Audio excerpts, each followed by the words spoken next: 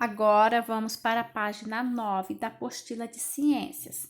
Nós não vamos fazer a página 8, a investigação matemática, mas a investigação científica. Diferentes tipos de solo.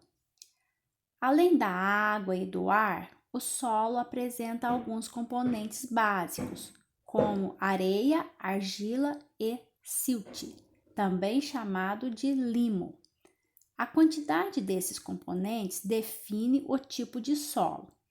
Compare nas imagens a seguir o tamanho das partículas de cada componente do solo: areia, silt, argila.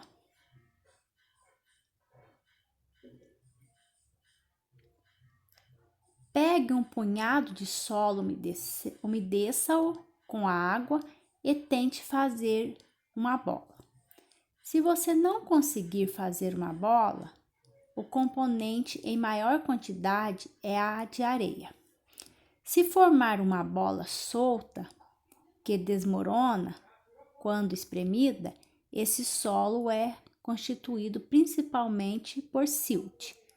Se formar uma bola compacta, que possa ser modelada, ele é rico em argila.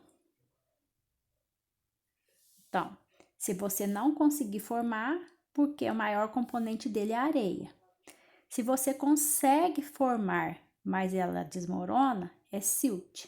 E se ficar uma bola compacta, igual quando você faz uma bola com massinha de modelar, uma bola firme, isso que significa que o componente dele é argila. A areia é a maior partícula que compõe o solo, podendo ser vista a olho nu. Embora um grão de areia seja pequeno para nós, ele é grande perto dos demais grãos que compõem o solo. Observe na imagem das partículas de cada componente do solo que o espaço entre os grãos de areia é maior. Dessa forma, há mais espaço para a passagem de água e ar. Como a água passa facilmente entre os grãos de areia, levando junto os nutrientes, esse tipo de solo normalmente não apresenta muitas plantas. Você já observou que a água do mar se infiltra com facilidade na areia da praia? Olha para vocês verem que as partículas de areia são soltas e tem bastante espaço entre elas, onde pode passar água e ar. Ao pegar a areia nas mãos, é possível perceber que ela é áspera. Vamos para a página seguinte.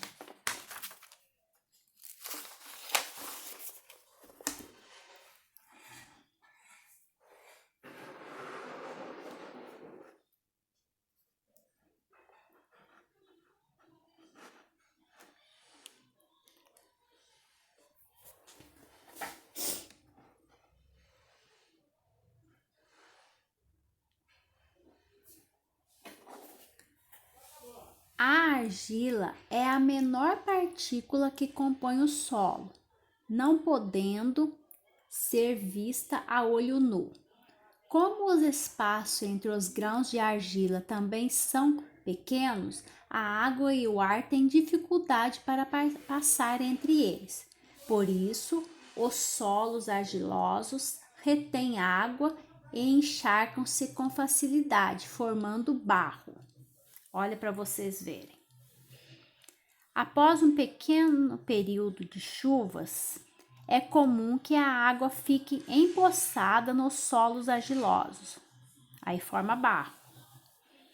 A argila forma torrões quando está seca, mas quando está molhada é bem pegajosa.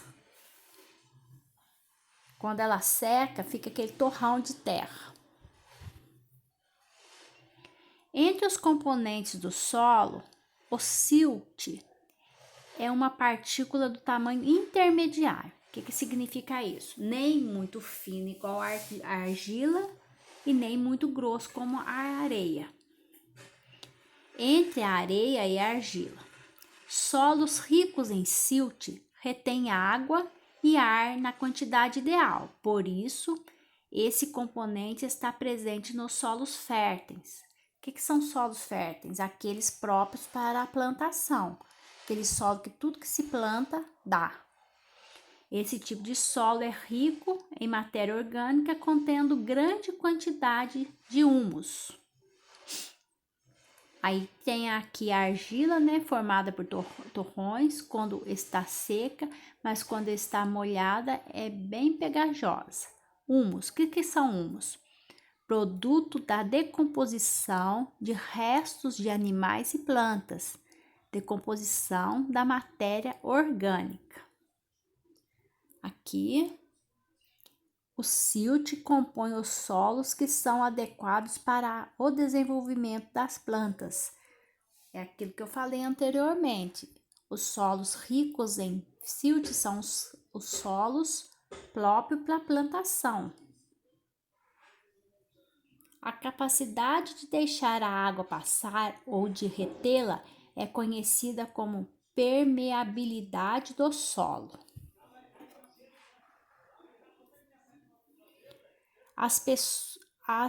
Ao pegarmos um solo rico em silt nas mãos, podemos perceber que ele é fofo, a terra fofa, própria para a plantação.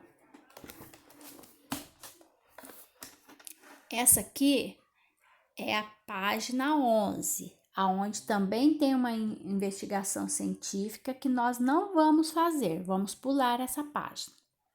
Agora nós vamos para a página 12. Essa página vocês vão fazer.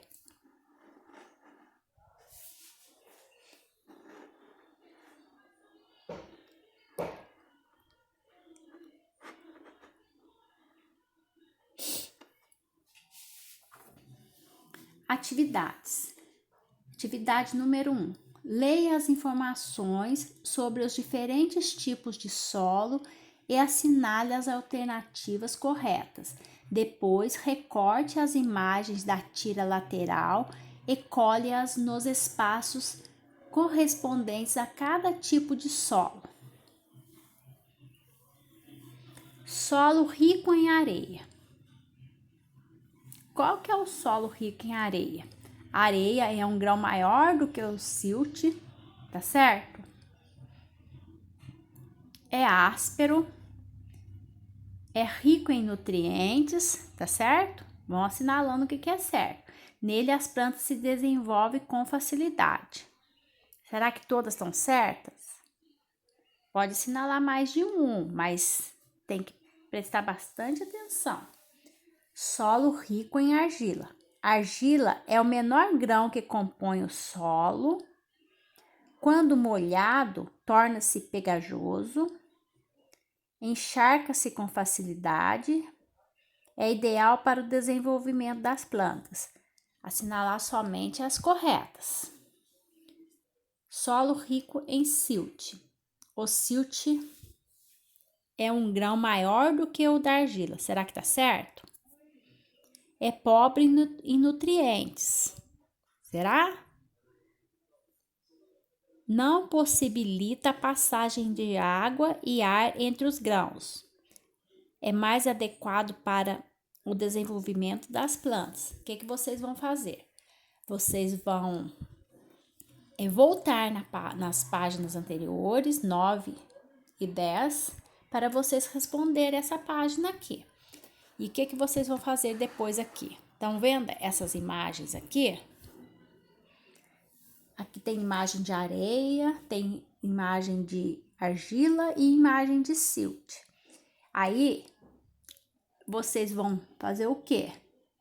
Recortar as imagens dessa tira e colar nos espaços correspondentes a cada tipo de solo.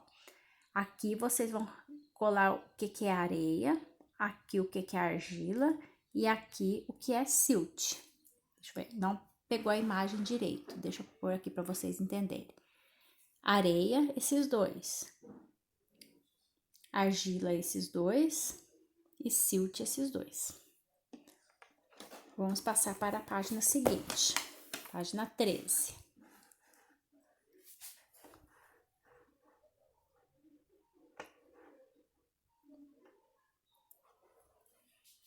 Atividade 2. Sobre os diferentes tipos de solo, assinale V para as frases verdadeiras e F para as frases falsas. Letra A. O solo rico em argila se encharca com facilidade. Verdadeiro ou falso? B. O solo arenoso possibilita que a água passe facilmente entre os grãos de areia. Verdadeiro ou falso?